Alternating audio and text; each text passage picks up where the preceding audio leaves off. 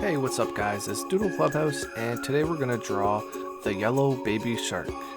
So we're going to start with a curved line, then we're going to draw two little curved lines creating like this jagged C shape. Then we're going to draw a long curved line going to the right.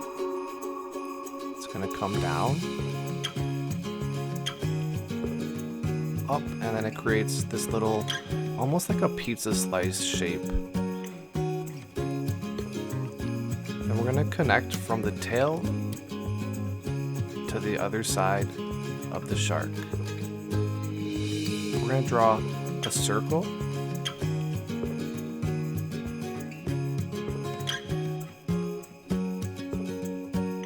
And then we're going to draw his pupil by creating this little C shape inside of that circle.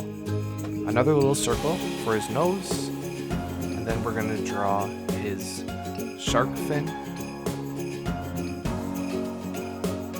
And now we're just drawing a curved line from the mouth back to the tail.